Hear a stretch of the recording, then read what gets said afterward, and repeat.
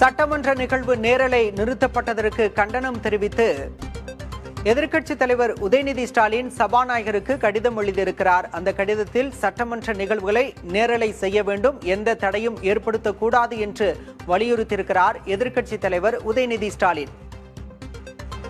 நேரலையை ரத்து செய்வது சட்டமன்றம், மக்கள் பிரதிநிதிகள், ஊடகத்தினரை அவமானப்படுத்தும் செயல் என்று தன்னுடைய கடிதத்தில் குறிப்பிட்டிருக்கிறார் உதயநிதி ஸ்டாலின்.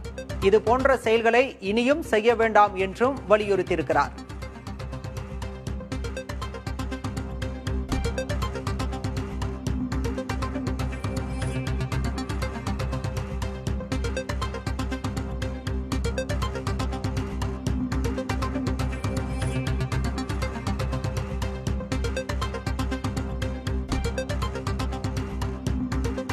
சட்டமன்ற நிகழ்வு நேரலை நிறுத்தப்பட்டதற்கு சட்டப்பேரவை எதிர்க்கட்சித் தலைவர் உதயநிதி ஸ்டாலின் கண்டனம் தெரிவித்திருக்கிறார்.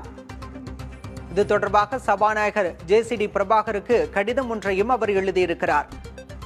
சட்டமன்ற நிகழ்வு நேரலை செய்யப்படுவதை உறுதி செய்ய வேண்டும் என அவர் தனது கடிதத்தில் வலியுறுத்தியிருக்கிறார். நேரலை நிறுத்தப்பட்டது சட்டமன்றம், மக்கள் பிரதிநிதிகள், ஊடகத்தினரை அவமானப்படுத்தும் செயல் என்றும் இது போன்ற செயலை இனி செய்ய வேண்டாம் என்றும் வலியுறுத்தியிருக்கிறார் எதிர்க்கட்சித் தலைவர் உதயநிதி ஸ்டாலின். ஊடகங்களுக்கு செய்திகளை வழங்க மறுப்பதும், அரைகுறை செய்திகளை அனுப்புவதும் கண்டிக்கத்தக்கது என்றும் குறிப்பிட்டிருக்கிறார்.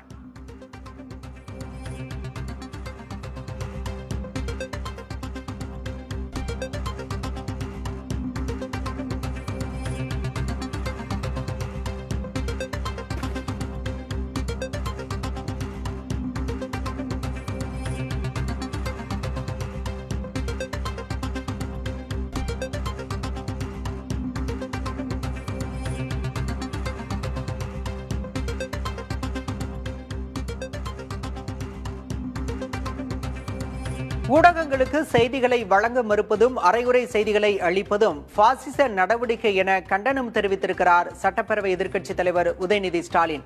அவை நடவடிக்கைகளை நேரலை செய்ய சபாநாயகருக்கு கடிதம் ஒன்றையும் அவர் எழுதியிருக்கிறார்.